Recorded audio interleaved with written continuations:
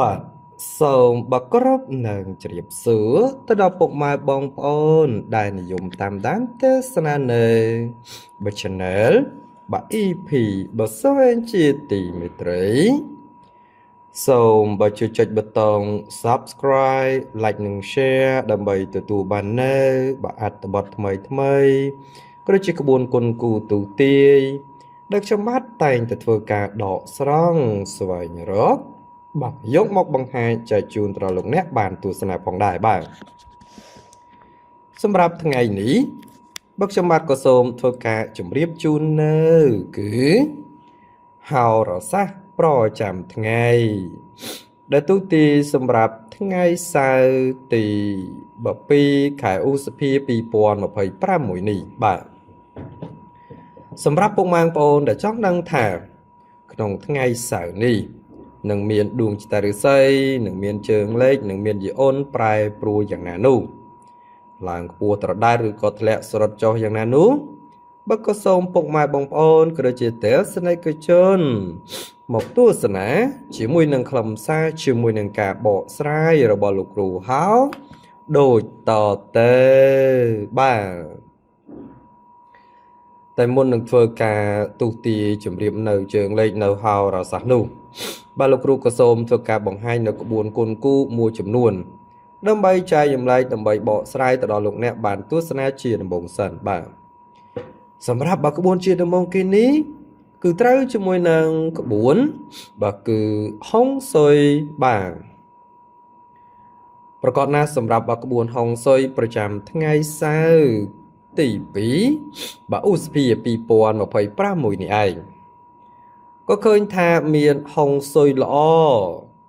សម្រាប់ការកាត់សក់ឲ្យកូនរបស់ពុកម៉ែបងប្អូនបាទមួយទៀតនោះគឺមានហុងស៊ុយល្អសម្រាប់ការធ្វើពាណិជ្ជកម្មបាទក៏ដូចជាការធ្វើអាជីវកម្មផ្សេងបាទហុងស៊ុយល្អសម្រាប់ការទទួលបាននៅការងារដែលថ្មីនិងហុងស៊ុយល្អសម្រាប់ការបើកសម្ពោធហុងស៊ុយល្អសម្រាប់ការផ្លាស់ប្ដូរក្រែរួមទាំងហុងស៊ុយល្អសម្រាប់ការបន់ស្រន់សុំលៀបសុំជ័យសុំផ្លែសុំផ្កាដូចគ្នាផងដែរហុងស៊ុយល្អសម្រាប់ការតាំងទីលំនៅឋានថ្មីដូចគ្នាផងដែរហុងស៊ុយល្អសម្រាប់ការដឹកជញ្ជូនហុងស៊ុយល្អសម្រាប់ការធ្វើដំណើររួមទាំងហុងស៊ុយល្អសម្រាប់ការរៀបអាពាហ៍ពិពាហ៍ក្នុងថ្ងៃសៅរ៍ទី2នេះទៅទៀតបាទអញ្ចឹងទាំងអស់នេះគឺជាហុងស៊ុយល្អប្រចាំថ្ងៃសៅរ៍ទី2ឧសភា2026នេះឯងដោយឡែកបើយើងក្រឡេកមកមើលហុងស៊ុយកម្រិតមួយជុំវិញនោះលោកអ្នកដឹងហើយថាហុងស៊ុយមួយជុំសម្រាប់ការជីកដីចាប់ដើមសាងសង់ឬក៏ការបើកការដ្ឋានផ្សេងហុងស៊ុយមួយជុំសម្រាប់ការរុះរើឬក៏ការបំផ្លិចបំផ្លាញអគារបាទទាំងអស់នេះ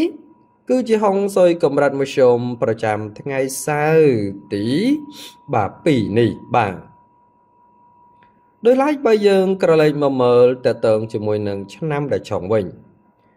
ក្នុងថ្ងៃសៅរ៍ទី2ឧសភា2026នេះឯងក៏ឃើញថាបើគឺឆ្នាំជូតបើឆុងគ្នាជាមួយនឹងឆ្នាំមកមីហើយបើឆ្នាំជូតនិងឆ្នាំមកមីនៅចិត្តគ្នាគឺมันជាកបប្រសើរនោះឡើយគឺឆុងគ្នាគឺប៉ះទង្គិចគ្នាគឺមានតែរឿងរ៉ាវគឺមានតែហេតុការណ៍គឺមានតែផលវិបាកចូលមកកាន់ជីវិតប្រចាំថ្ងៃតែប៉ុណ្ណោះបាទអញ្ចឹងបើអាចជាបានឆ្នាំបាទទាំងពីរនេះគឺជូតនឹងមកមីកុំនៅចិត្តគ្នាមិនល្អនោះឡើយបាទជាបន្តទៅទៀតបាទលោកគ្រូក៏សូមបន្តប្រកាសជម្រាបនៅបាទគឺក្បួនបន្តទៀតគឺត្រូវជាមួយនឹងគឺក្បួន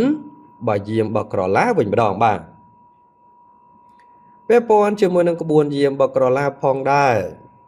សម្រាប់ថ្ងៃសៅរ៍ទី2ខែឧសភាឆ្នាំ2026នេះឯង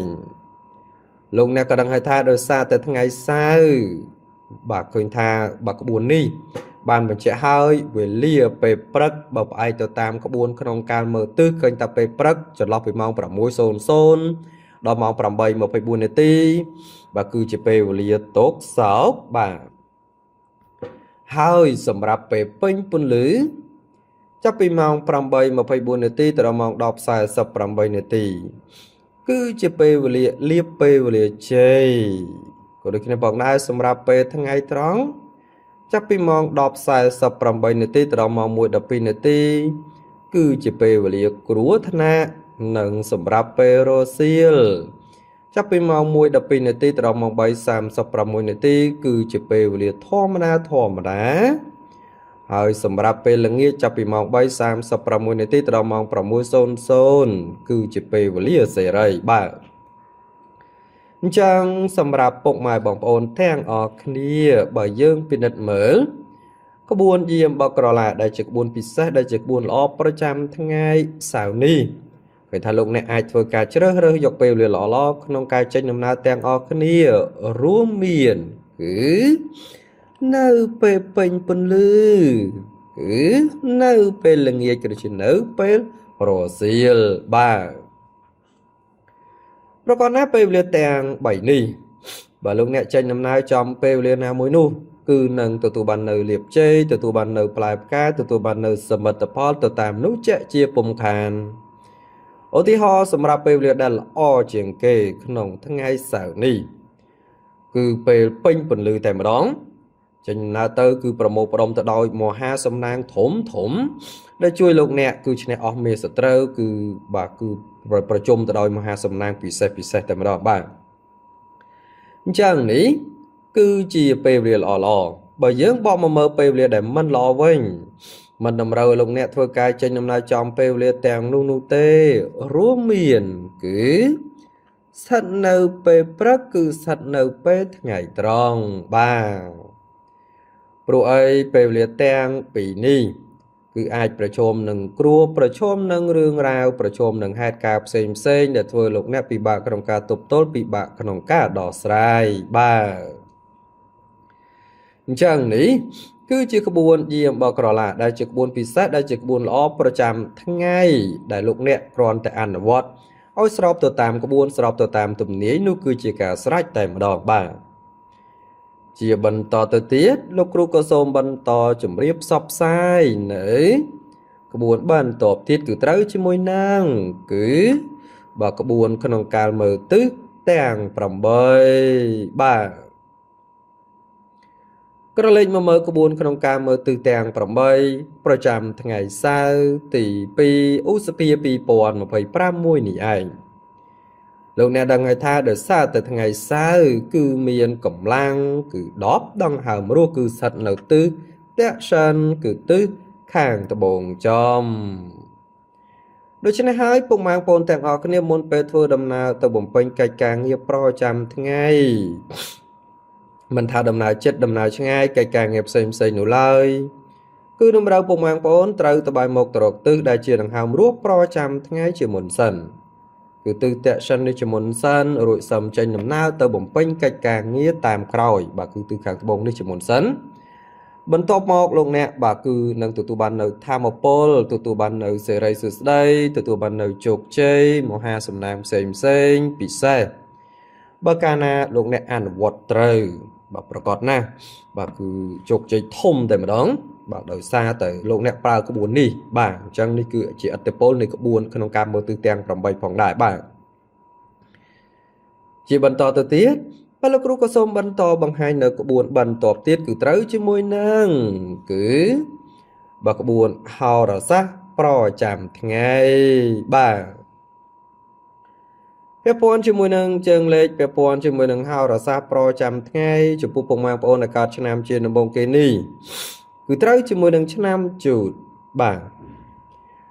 រាសីក្នុងថ្ងៃសៅរ៍បាទចុងសប្តាហ៍តែដើមខែថ្មីខែឧសភាឆ្នាំ2025មួយនេះលោកអ្នកក៏ដឹងថាឆ្នាំជូតធាតុទឹកឆ្នាំជូតពងទេវតាប្រុសជាស្ដែងយករាសីរបស់លោកអ្នកឃើញថាគឺល្អជាងមួយជុំនោះទេបាទ លោកអ្នកដឹងហើយថាក្រោយពេលដែលឆ្លងចូលដល់ខែថ្មីខែ5បាទគឺខែឧសភានេះដួងចិត្តឫស្សីរបស់លោកអ្នកមានការប្រែប្រួលច្រើនគឺមានរឿងរ៉ាវដែលលាយឡំគ្នា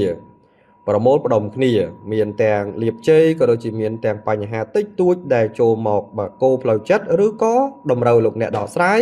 ដើម្បីកែប្រែឫស្សីបាទហើយបើតើតើជាមួយនឹងកិច្ចការងារបាទនៅក្នុងថ្ងៃនេះផងដែរការប្រកបការងារពុំមានអ្វីប្រែប្រួលប្ដូរផ្លាស់នោះទេគឺអ្វីៗដូចសពមួយដងហើយបើយើងបកមកមើលការធ្វើចំនួនជួញដូរឯនេះវិញ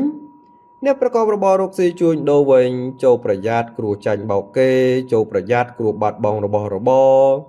បាទគឺបន្តិចក្នុងថ្ងៃនេះតែតិនជាមួយនឹងសេចក្តីស្នេហាប្រុសស្រីជួបរឿងការយល់ខុសនិងភាពប្រចែកប្រចានចូលលុកលុយមិនស្ទើរនោះទេបាទអញ្ចឹងទាំងអស់នេះគឺជាទំនាយរាសីទាំងអស់នេះគឺជាជើងលេខរបស់លោកអ្នកដែលកើតឆ្នាំជូតណាបាទជាបន្តទៅទៀតលោកគ្រូក៏សូមបន្តប្រកាសទូទីបន្តនៅយុរាសីជើងលេខជូនចំពោះឆ្នាំបន្តទៀតគឺត្រូវជាមួយនឹងឆ្នាំឆ្លូវបាទពាក់ព័ន្ធជាមួយនឹងឆ្នាំឆ្លូវផងដែររាសីក្នុងថ្ងៃសៅរ៍ទី2ឧសភា2026នេះឯងឆ្នាំឆ្លូវធាតុដីឆ្នាំឆ្លូវពងបំមនុស្សប្រុសយករាសីរបស់លោកអ្នកក៏ឃើញថាគឺល្អជាមធ្យមនោះទេបាទនៅថ្ងៃនេះដំណើរជីវិតរបស់លោកអ្នកពុំសូវជាល្អប្រសើរទេហេតុនេះមុននឹងធ្វើអ្វីឬទៅណាមកណាបាទគឺគប្បីបាទមានការប្រយ័ត្នប្រយែងបន្តិចបាទគឺជាការល្អប្រសើរហើយចំពោះកិច្ចការងារចំពោះការប្រកបកិច្ចការងារវិញតែងទទួលការរាំងស្ទះនិងបញ្ហាច្រើនចូលយាយីដោយឡែកការធ្វើជំនួយអ្នកប្រកបរបររកស៊ីជួញដូរពុំប្រកបផលល្អក្នុងការបណ្ដាក់ទុនធំប៉ុន្មាននោះឡើយគួរមានការគិតឲ្យបានគ្រប់ជ្រុងជ្រោយមុននឹងធ្វើអ្វីមួយព្រោះបើបោះទុនទៅហើយមិនងាយដកដើមមកវិញនោះឡើយហើយស្រួលមិនស្រួលកប់ដើមសូនឈើងរកតែបាទគឺមកផ្គត់ផ្គង់មិនបានផងដែរបាទ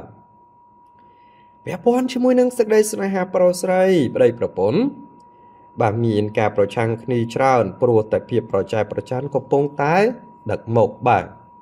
អញ្ចឹងទាំងនេះគឺជារាសីទាំងនេះគឺជាជើងលេខទាំងនេះគឺជាទំនាយរបស់លោកអ្នកដែលកើតឆ្នាំឆ្លូវណាបាទលោកគ្រូក៏សូមបន្តទូទាយជម្រាបផ្សព្វផ្សាយនៅយុរាសីជើងលេខសម្រាប់ឆ្នាំបន្តទៀតគឺត្រូវជាមួយនឹងឆ្នាំបាទគឺខាលវិញម្ដងបាទប្រកបណាស់ចំពោះឆ្នាំខាលរាសីក្នុងថ្ងៃសៅរ៍ទី2ឧសភា2026នេះខាលទៀតជើខាលពងយៈស្រីរាសីរបស់លោកអ្នកក៏ឃើញថាគឺពោះត្រដាច់ត្រដើមបាទលោកអ្នកដឹងហើយថាក្រឡេកមកមើលការរស់នៅរបស់លោកអ្នកដែលកើតនៅក្នុងឆ្នាំសត្វខ្លានេះប្រកបណាស់នៅក្នុងខែ5ខែឧសភានេះដួងចិត្តរាសីរបស់លោកអ្នកមានការប្រែប្រួលដោយសារតែខែនេះយោរបស់លោកអ្នកគឺសម្បូរទៅដោយលាភជ័យប៉ុន្តែក៏បើមានបញ្ហាដែលលោកអ្នកត្រូវប្រឈមត្រូវដោះស្រាយបាទដើម្បីបញ្ជានៅបញ្ហាដូចជាបង្ហាញនៅលាភជ័យបាទគឺកើតមានឡើងទៅរួចបើលោកអ្នកបំបត្តិបញ្ហាបានទៅលាភជ័យកើតតាមក្រោយអញ្ចឹងនេះគឺជាការបញ្ជាក់សម្រាប់ខែនេះហើយតើតើជាមួយនឹងកិច្ចការងារបាទលោកអ្នកដឹងហើយថាថ្ងៃនេះដោយសារដួងចិត្តរាសីអំណោយផលម្ល៉េះហើយលោកអ្នកបាទគឺចង់ណាត់ចរចាចង់ទំនាក់ទំនងការងារក៏តែទទួលបានផ្លែផ្កាសមប្រកបទាំងអស់ដោយឡែកការធ្វើជំនួយសម្រាប់អ្នកប្រកបរបររកស៊ីជួញដូរវិញបើមានការប្រឹងប្រែងរត់បើឆ្វេងរត់ស្ដាំមិនបងកម្លាំងនោះឡើយគឺតែងតែហុចផ្លែផ្កាមកវិញគ្រាន់គួរជាទីកក់ក្ដៅផងដែរដោយឡែកចំពោះសេចក្តីស្នេហាប្រុសស្រីកំឡោះក្រមុំពូម៉ៃក្តីមានភាពស្រស់ស្រាយនិងបើមានបញ្ហាចង់ចូលនិយាយដល់ចាស់ទុំក៏ជាការប្រពៃបំផុតបាទអញ្ចឹងនេះគឺជារាសីនេះគឺជាជើងលេខរបស់លោកអ្នកដែលកើតឆ្នាំខាលណាបាទលោកគ្រូក៏សូមបន្តប្រកាសទូទីជម្រាបនៅយុរាសីជើងលេខជូនចំពោះឆ្នាំបន្តទៀតគឺត្រូវជាមួយនឹងឆ្នាំថោះវិញម្ដងបាទក្រឡេកមកមើលឆ្នាំថោះរាសីក្នុងថ្ងៃសៅរ៍ទី2ឧសភា2026នេះ បើឆ្នាំថទៀតជើឆ្នាំថពងបើមនុស្សស្រីយកឬស័យរបស់លោកអ្នកឃើញថាគឺខ្ពស់ត្រដាច់ត្រដើមបាទថ្ងៃនេះអ្វីៗដែលអាក្រក់ក៏ត្រូវបានប្រែមកជាល្អនិងបញ្ហាដែលគេបើពុំធ្លាប់បើយកមកទុកដាក់ក្នុងសោះនោះក៏ប្រែមកជាល្អឡើងវិញផងដែរចំពោះកិច្ចការងារចំពោះការប្រកបកិច្ចការងារវិញដោយសារតែដួងចិត្តឫស្សីឡើងខ្ពស់ត្រដែតនោះធ្វើឲ្យមានការជឿនលឿននិងមានភាពសុខដុមគួរសមហើយការធ្វើជំនួញទោះមានការជួញទីចិត្តឆ្ងាយតែងតែអាចប្រមូលភោគផលចូលផ្ទះវិញគ្រាន់គប់ប្រសើរជាងមុនរាបញ្ហាស្នេហាប្រុសស្រីក៏មានភាពផ្អែមល្ហែមនិងមានភាពស្រស់ស្រាយជាប្រពៃណាស់បាទអញ្ចឹងនេះគឺជាទំនាយរាសីជើងលេខជូនចំពោះលោកអ្នកដែលកើតនៅក្នុងឆ្នាំថោះណាបាទជាបន្តទៅទៀតលោកគ្រូក៏សូមបន្តប្រកាសទូទីជម្រាបនៅយុរស័យជើងលេខជូនចំពោះឆ្នាំបន្តទៀតនោះគឺត្រូវជាមួយនឹងឆ្នាំរោងវិញម្ដងលោកអ្នកដឹងហើយថាចំពោះឆ្នាំរោងរាសីក្នុងថ្ងៃសៅរ៍ទី2ឧសភា2026នេះប្រកបណាស់រោងធាតុមាសរោងពងទេវតាប្របើយករាសីរបស់លោកអ្នកឃើញថាល្អជាមធ្យមនោះទេលោកអ្នកដែលកើតនៅក្នុងឆ្នាំសត្វនាគគ្រីកនេះកំឡុងខែនេះគឺត្រូវនៅខែ5នេះដួងចិត្តឫស្សីមានការប្រែប្រួលគួរឲ្យកត់សម្គាល់ហក់ឡើងខ្ពស់បាទជោគជ័យច្រើនបាទអញ្ចឹងស្ថានភាពបែបនេះគឺចូលរួមអបអរសាទរតែម្ដងបាទដោយឡែកក្រឡេកមកមើលកិច្ចការងារបាទជាក់ស្ដែងក្នុងថ្ងៃនេះដំណើរជីវិតគឺជួបបញ្ហាតិចតួចដែលបិទបាំងនៅលាភជ័យហើយរាល់ការប្រកបកិច្ចការងារបើលោកអ្នកមានការប្រឹងប្រែងគឺនឹងទទួលបានផ្លែផ្កាទទួលបាននៅជោគជ័យទៅតាមការប៉ងប្រាថ្នាបាទដោយឡែកការធ្វើជំនួញអ្នកប្រកបរបររកស៊ីជួញដូរទាំងការជួញទីចិត្តឆ្ងាយការរកផលកម្រៃទូជួបផលលំបាកម្ដេចម្ដាក៏មានការហូរចូលមួយគ្រាន់បំពេញបំពង់អញ្ចឹងផងដែរហើយការធ្វើដំណើរទីចិត្តឆ្ងាយពេលទៅពុំសូវមានសុវត្ថិភាពទេគួរបន្ថែមការប្រុងប្រយ័ត្នហើយចំពោះបញ្ហាសេចក្តីស្នេហាប្រុសស្រីកំឡោះក្រមុំកុំធ្វើអ្វីជ្រួលជ្រើមបាទគឺខុសបែបបទព្រោះនោះសុទ្ធសឹងតែនាំមកនៅក្តីទុក្ខលំបាកមកវិញតែប៉ុណ្ណោះបាទអញ្ចឹងនេះគឺជាយុរស័យនេះគឺជាជើងលេខរបស់លោកអ្នកដែលកើតឆ្នាំរោងណាបាទជាបន្តទៅទៀតលោកគ្រូក៏សូមបន្តទូទាយជម្រាបនៅយុរស័យជើងលេខជូនចំពោះឆ្នាំបន្តទៀតគឺត្រូវជាមួយនឹងឆ្នាំម្សាញ់ក្រឡេកមកមើលឆ្នាំម្សាញ់រាសីក្នុងថ្ងៃសៅរ៍ទី2ឧសភា2026នេះឯងឆ្នាំម្សាញ់ធាតុភ្លើងម្សាញ់ពងបើមនុស្សប្រុសយុរស័យរបស់លោកអ្នកក៏ឃើញថាគឺធ្លាក់ស្រុតចុះបាទលោកអ្នកដឹងហើយថាបាទគឺអ្នកដែលកើតនៅក្នុងឆ្នាំផ្សាតពស់នេះក្រោយពេលដែលឈានជើងចូលដល់ខែថ្មីគឺខែឧសភា2026នេះឯងដំណើរជីវិតរបស់លោកអ្នកក៏កាន់តែល្អប្រសើរក៏កាន់តែពិសេសហើយធ្វើអ្វីៗតែងតែជឿនលឿនទៅមុខជាសន្សំផងដែរដោយឡែកកិច្ចការងារថ្ងៃនេះការប្រកបកិច្ចការងារអ្វីលោកអ្នកក៏បីមានការប្រយ័ត្នប្រយែងបន្តិចព្រោះក្រុមមនុស្សអាក្រក់តាមយាយីនោះក៏មានច្រើនដោយឡែកការធ្វើជំនួយអ្នកប្រកបរបររកស៊ីជួញដូរទីចិត្តឆ្ងាយក្តីក៏ជួបផលលំបាកក្នុងការរកផលចំណូលណាដែរហើយក្រៅពីនេះលោកអ្នកគួរប្រយ័ត្នប្រយែងការមានចំនួនវិវាទទៅទៀតបាទដោយឡែកពាក់ព័ន្ធជាមួយនឹងសេចក្តីស្នេហាប្រុសស្រីកំឡោះក្រមុំកុំចង់លោលែងនឹងកាមគុណប្រយារេកពន្ធទុកសោកបាទគឺនាពេលក្រោយហើយនាំជីវិតមិនភ្លឺស្វាងតាមអ្វីដែលបើខ្លួនត្រូវមានបាទអញ្ចឹងនេះគឺជាយុរស័យនេះគឺជាជើងលេខរបស់លោកអ្នកដែលកើតនៅក្នុងឆ្នាំម្សាញ់ណាបាទជាបន្តទៅទៀតលោកគ្រូក៏សូមបន្តប្រកាសទូទាយជម្រាបផ្សព្វផ្សាយនៅយុរស័យជើងលេខជូនចំពោះឆ្នាំបន្តទៀតគឺត្រូវជាមួយនឹងលោកអ្នកដែលកើតឆ្នាំមមីបាទវិញម្ដងបាទជាការពិតណាស់សម្រាប់ឆ្នាំមមីរាសីក្នុងថ្ងៃសៅរ៍ទី2ឧសភា2026នេះឯង ដឹងទេថាមុំមីទៀតភ្លើងមុំមីពងទេវតាស្រីយករស័យរបស់លោកអ្នកឃើញថាគឺល្អជាមួយជុំនោះទេថ្ងៃនេះលោកអ្នកមិនត្រូវជឿសម្ដីក្រុមមនុស្សពេកនោះឡើយហើយត្រូវសង្កេតពិនិត្យពិច័យនិងប្រយ័ត្នប្រយែងក្រុមមនុស្សមួយចំនួនទៅគ្មានបញ្ហាចោតកើតឡើងចំពោះកិច្ចការងារដោយឡែកបើលោកអ្នកមានការប្រកបកិច្ចការងារមិនថាជារាជការមិនថាជាក្រុមហ៊ុនឯកជនក្តីក៏មានភាពប្រទាំងប្រទើខ្លះផងដែរព្រោះតែក្រុមមនុស្សចាំចាប់កំហុសនិងព្យាបាទយាយីក៏ច្រើនដោយឡែកការធ្វើជំនួញអ្នកប្រកបរបររកស៊ីជួញដូរមានដំណើរការទៅមុខយ៉ាប់យ៉ឺនបន្តិចក៏ពិតមែនតែក៏មានភាពសុខដុមប្រពៃទៅទៀតដោយឡែកពាក់ព័ន្ធជាមួយនឹងសេចក្តីស្នេហាប្រុសស្រីកំឡោះក្រមុំ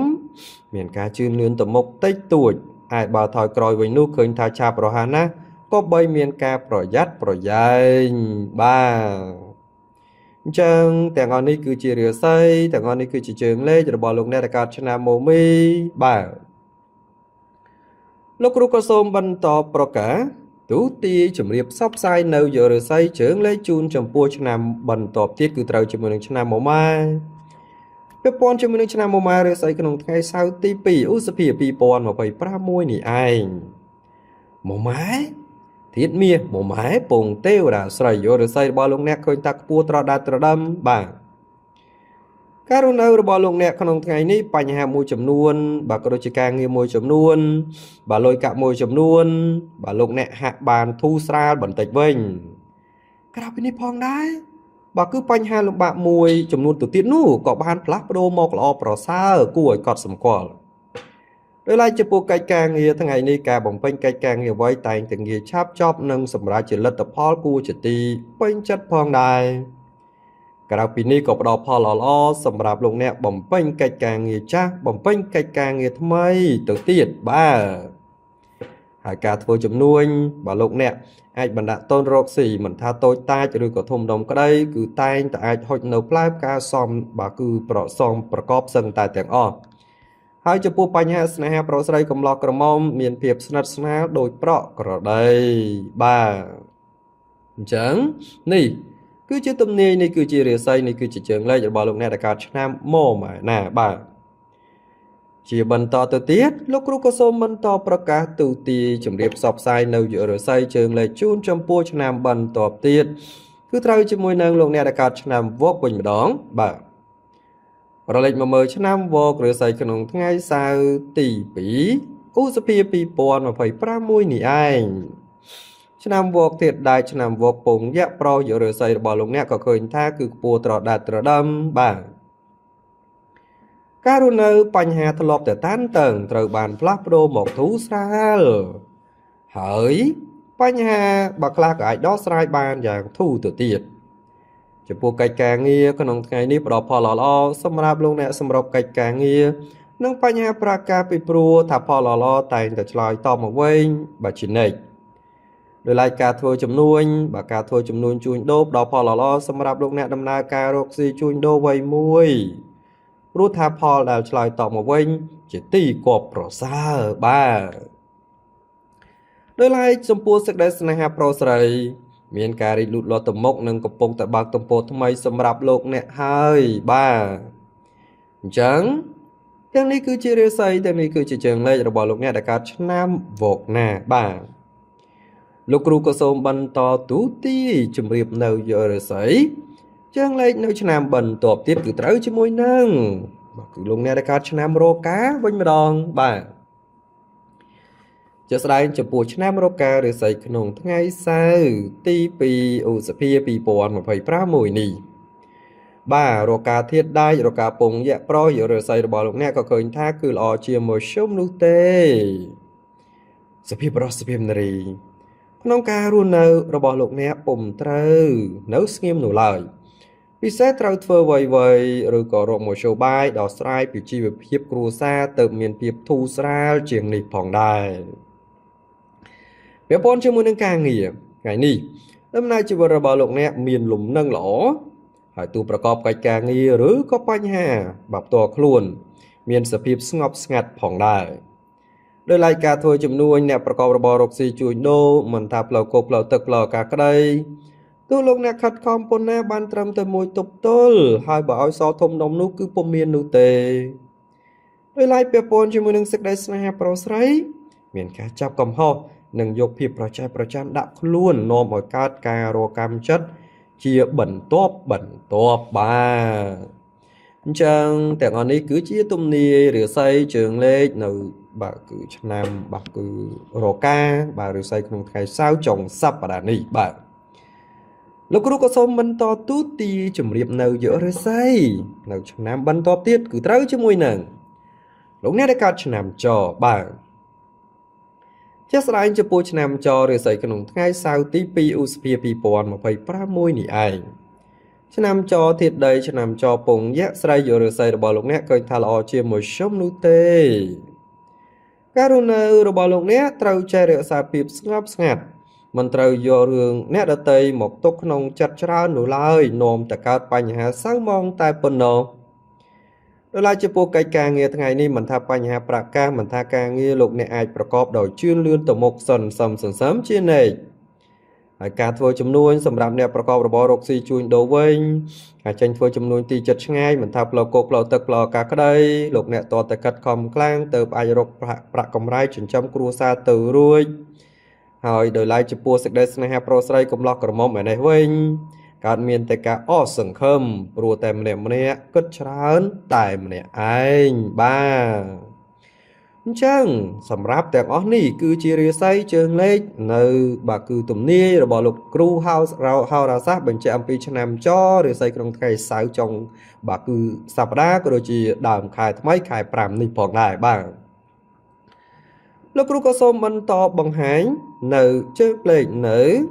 បាទគឺឆ្នាំបន្តទៀតគឺត្រូវជាមួយនឹងលោកអ្នកដែលកើតឆ្នាំកុលវិញម្ដងប្រកបណាឆ្នាំកុលរាសីក្នុងថ្ងៃសៅរ៍ទី2ឧសភា2026នេះឯងឆ្នាំកុលធាតុទឹកឆ្នាំកុលពងបំមនុស្សស្រីរាសីរបស់លោកអ្នកឃើញថាខ្ពស់ល្អពោផងបាទយីអូនល្អរាសីល្អថ្ងៃនេះលោកអ្នកបាទគឺឡើងខ្ពស់ត្រដែតត្រដឹមរាសីម្ល៉េះហើយប្រកបផលល្អក្នុងការបង្កើនកិច្ចការងារណាមួយពីព្រោះថាតែងតែហុចផលមកវិញគ្រាន់ជាទីគប់បំណងយ៉ាងណាក្តីបើលោកអ្នកបាទគឺដំអក់រងចាំដល់ពេលក្រោយឃើញថានឹងជួបនៅផលលំបាកជាងនេះជាពុំខានចំពោះកិច្ចការងារការប្រកបកិច្ចការងារមានភាពលូតលាស់គួរសមពលគឺមានបាទឧបសគ្គអ្វីចូលបាទគឺពុំមានឧបសគ្គអ្វីចូលមកបិទបាំងនាំជួបការលំបាកនោះឡើយហើយតើតើជាមួយនឹងការធ្វើជំនួញអ្នកប្រកបរបររកស៊ីជួញដូរបាទឬក៏ចូលហ៊ុនជាមួយនឹងអ្នកដទៃពុំសូវល្អទេប៉ុន្តែបើចង់បោះទុនតូចធំសម្រាប់ខ្លួនឯងវិញនោះឃើញថាក៏ប្រសើរជាងបាទអញ្ចឹងនេះគឺជារាសីនេះគឺជាជើងលេខបាទរបស់លោកអ្នកដែលកើតឆ្នាំកុលលោកគ្រូសូមបន្ថែមបន្តិចអំពីសេចក្តីស្នេហាប្រុសស្រីពុំទាន់មានគូគប់នឹងមានក្រុមមនុស្សដែលចាប់អារម្មណ៍ហើយនឹងបាទបើចង់ទំនាក់ទំនងស្នេហាថ្មីថ្មោងតែងតែងាយឆាប់យល់ចិត្តគ្នាទៅទៀតបាទអញ្ចឹងទាំងនេះគឺជារាសីទាំងនេះគឺជាជើងលេខរបស់លោកអ្នកដែលកើតឆ្នាំកុលណាបាទសម្រាប់បកាគុណគូទូទីនៅជើងលេខនៅយុរាសីនៅហោរាសាស្ត្រប្រចាំថ្ងៃបាទសៅរ៍ទី2ឧសភា2026នៅពេលនេះក៏ត្រូវបានបញ្ចប់ផងដែរចឹងសូមពុកម៉ែបងប្អូនដែលនិយមតាមដានទស្សនានៅ Channel នេះពីស្អីនោះក៏សូមចុចប៊ូតុង Subscribe Like និង Share ដើម្បីទទួលបាននៅចំណេះដឹងថ្មីក្បួនគុណគូទូទីក៏ដូចជាបាទគឺជើងលេខល្អៗផងដែរបាទពីខ្ញុំបាទក៏សូមអរគុណនិងសូមជម្រាបលាយើងនៅវិលមកជួបគ្នានៅជើងលេខដូចជាហោរាសាស្ត្រសម្រាប់ថ្ងៃស្អែកជាបន្តទៀតសូមអរគុណសូមជម្រាបលា